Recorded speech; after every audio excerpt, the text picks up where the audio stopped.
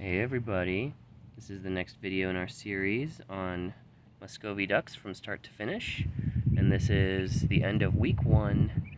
So these ducklings are exactly a week old, and we're going to talk about what to look for and a little bit about the brooder.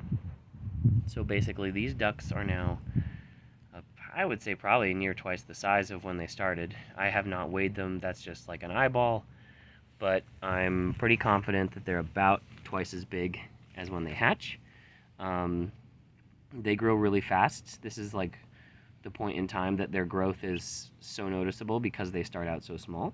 So one night you'll, tuck them in or whatever, you'll put them away, and then the next morning they will be bigger and you'll be amazed. It is amazing. But these are all happy, healthy little ducklings. Thankfully, we have had no complications. As in the previous video, you would notice if something was wrong because they would not be able to walk or hold their head up after the first day. They might also be like unresponsive in one way or another, but all of these ducklings have been nibbling at each other and eating and drinking. At day 4 or 5, we removed the heat lamp and kept them indoors for the nights. And right now it's summer in Denver, so overnight lows are somewhere in the 50s, 60s, maybe higher depending on the day. And we'll probably move them tonight to be in the greenhouse overnight, which is like cool but not as cold as directly outside. And then another couple days pass and we'll put them outside at night in the brooder with a cover so that it's safe. And then likely after that they will just go into the run. So that's what we're looking for here. Oh my gosh. A daddy long legs is crawling by. Oh, he got it. He's messing with it. Gross, dude. Yeah, a little more than you bargained for. It's kind of big for a little duckling. You gonna get it? You got it. Oh my god, that's disgusting. Okay, so good segue. Things that are gonna start happening is you're gonna see them start to preen themselves. They're gonna be like nibbling at each other, at themselves, rubbing their little feathers with their beaks. They'll be hopping around. They'll be flapping their little wings. It's adorable. At the 1 week point, like today, they could have their first bath in a little paddling pool of some kind. They would enjoy that very much. They're going to get the zoomies, so every now and then they're just going to like run at full tilt, and they'll all fly around doing that. No, Snoopy. No. Get. Oh, man. Trying to have them not poop on my pad. They are going to be pooping like crazy. Oh, there we go.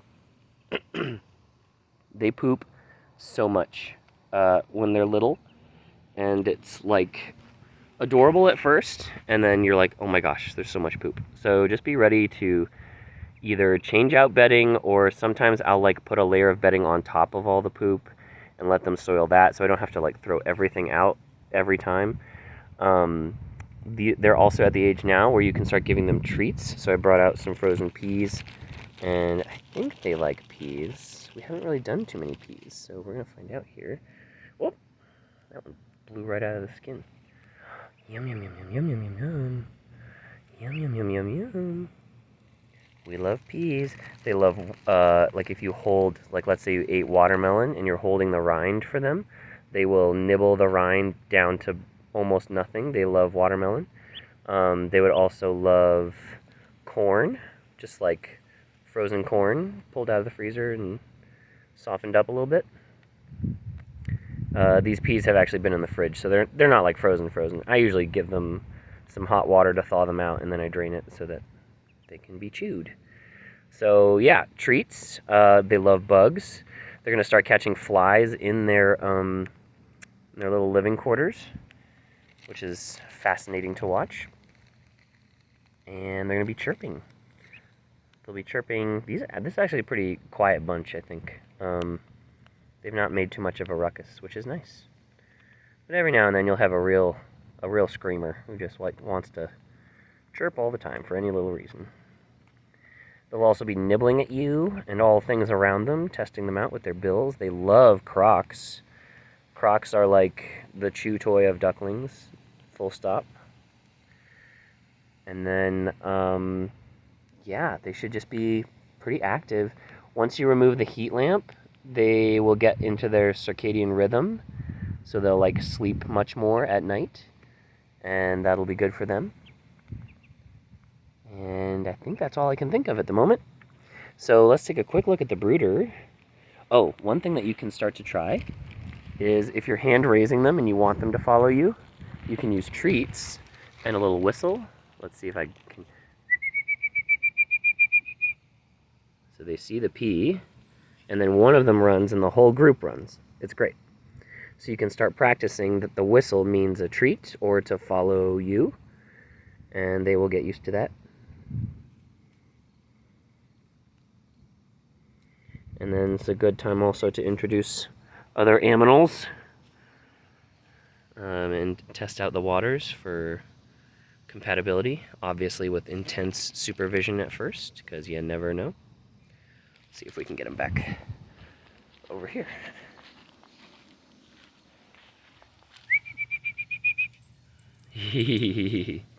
Yeah.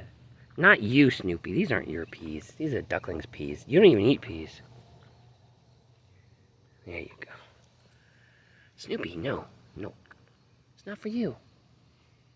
As you can see, the whistling technique induces a little bit of confusion if you have a dog nearby. Snoopy, be nice. Okay. Last but not least, here's the brooder. It is filthy because I just pulled them out after a day at work, so I have not had a chance to clean it. But what I did want to show you is the layout. So the big principle is to not, excuse me, not have any corners that a duckling can get trapped in. So like if you were to put your water tankard thing in the corner, it's possible that a duckling could like jump over and be confused as to how to get out and then be stuck there for a while. That's not good. Same with the food thing. If you put it in an absolute corner, it can, like, they're eventually going to jump into that one. They haven't yet that I've seen, and when they do, they need to be able to jump out somewhere. So to have it sort of like free away from any of the corners, that's the goal there. And yeah, I think that's pretty much all I wanted to say. And then of course with the bedding, you want to change it as regularly as needed. This needs changing after 24 hours.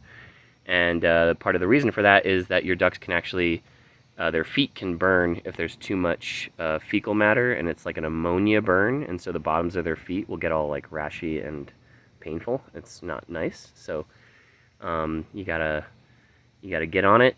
You gotta keep their environment as poop free as possible, and then my opinion, as soon as you can, get them out of the brooder once they've been kind of hardened off, you know, with a few nights outside. And I don't have it out here, but the lid for this has a bunch of like big holes drilled in it, and so we just snap the lid on and then put something heavy on top of that, so there's plenty of airflow. If anything tries to get in, it's going to make a huge commotion. We will notice, and or they're not going to be able to get in. So yeah, I recommend like just drill a bunch of big holes, like, you know, 1.5 inches in the top, so that nothing big enough for like a paw to grab a duckling out of, but enough for plenty of airflow and light, and no predators can get there. So that's pretty much it.